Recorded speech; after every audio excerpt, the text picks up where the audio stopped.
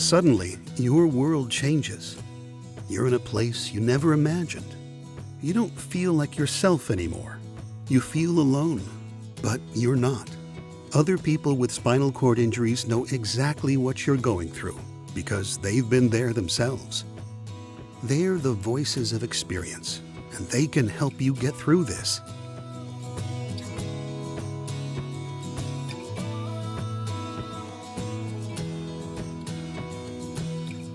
After a spinal cord injury, it's natural to wonder how your friends will handle the new you. At the beginning, it may be hard to tell. I think it's easy at first for them to view it as a sickness, as though you're going to get over it. So visiting you in the hospital is not that hard. Sending flowers or cards or things is fairly easy to do. Recognizing that it's a permanent, lifelong thing that they're going to have to deal with as well is a lot harder.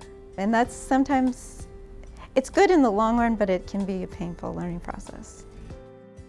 I think that people, have a hard time kind of coping with it, and they might struggle more than you do, actually, just because you might be okay with your injury, but somebody else might not be okay with your injury.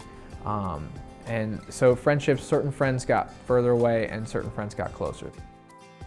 I think some people were just kind of uncomfortable with the situation. They didn't know what to do, and it was hard for them to adapt to that, and maybe it was hard for them to see me the way that I was. But most of my friends were awesome, and the friends that I did stay close to throughout that time, I'm still really close to. A lot of those people are like family to me now.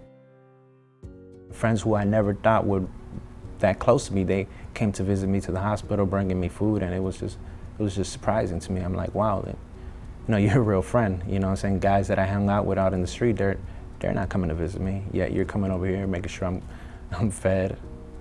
So it made me realize who my real friends were. I didn't want to scare them away. I needed them to be a part of my life. I needed those relationships to feel okay about myself. So I made a conscious effort to really try not to scare them away and try and be a friend and not always sucking the relationship dry with my own needs.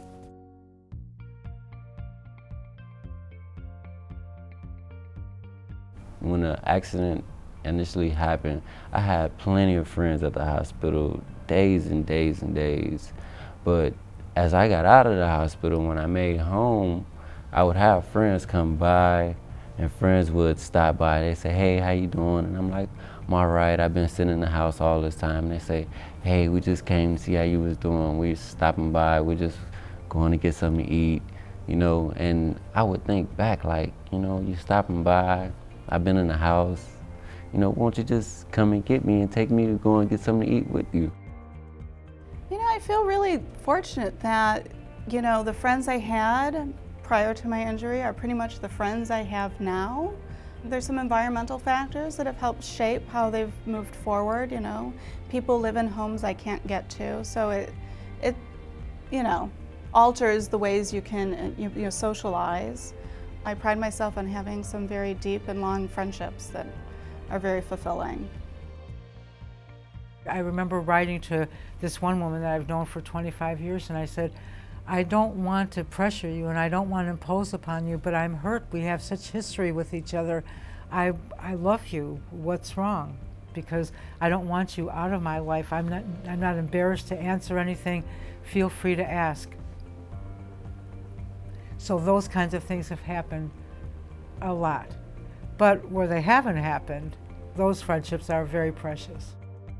I'm closer with my friends now, and I changed their minds about it. I came out and just said, hey guys, I wear diapers sometimes, I pee my pants sometimes, I'm gonna need help doing this, help doing that, and they just kind of accepted it, and after 2 years, it's normal now, so. It's funny because I watch people watch me. I don't know if that makes sense. People in wheelchairs will probably understand completely. But I watch people watch me, and I can tell that person can handle the wheelchair or that person cannot handle it. And when there's somebody that can't handle it, I never look at them and judge them in a bad way. I see ignorance and I want to educate them. So if the opportunity, arises, I try to educate because I wouldn't have known.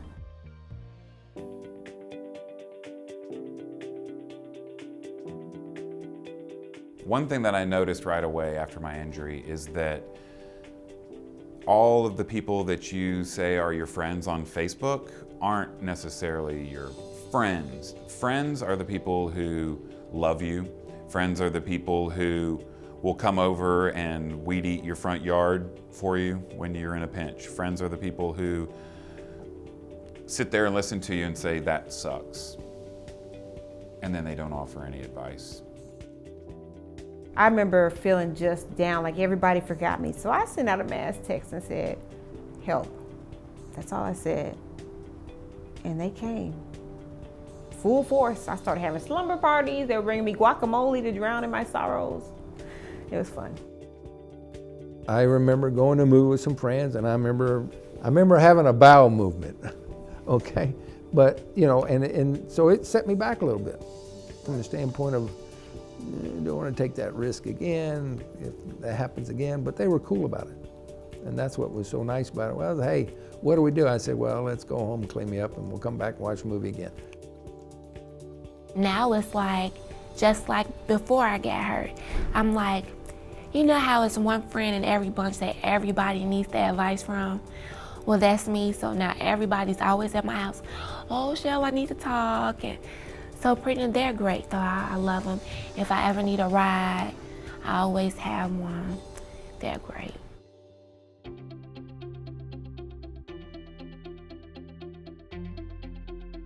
Still do the same thing, go out drinking, not like to get super intoxicated, but just to hang out with friends.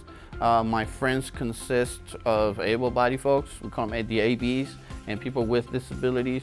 So my group of friends is like, it's very eclectic. Life goes on. I mean, the only thing that changes, again, we have to find accessibility. So it's not about us now, it's about our environment that's not ready for our craziness.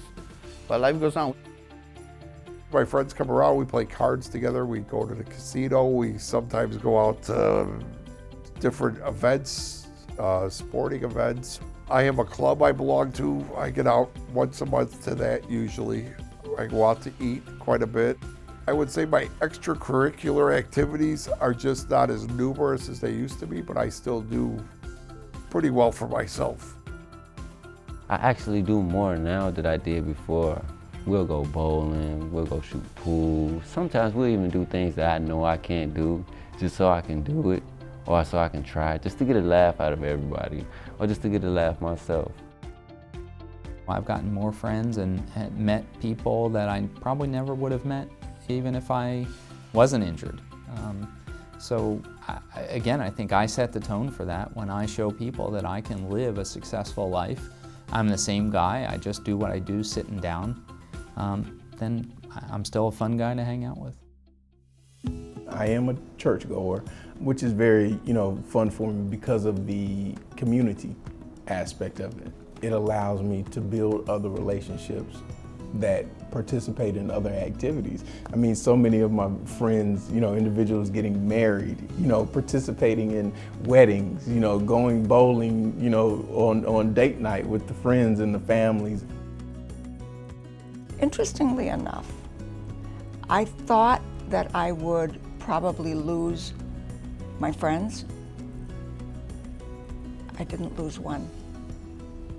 Not one friend walked away, which was, I thought, remarkable, because this is a pretty life-changing type of disability, and I still have those friends.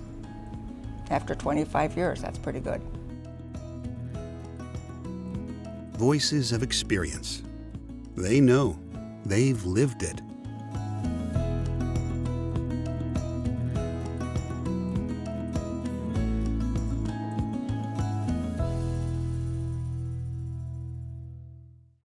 To watch and download the 10-part series, go to facingdisability.com/Voices of Experience videos.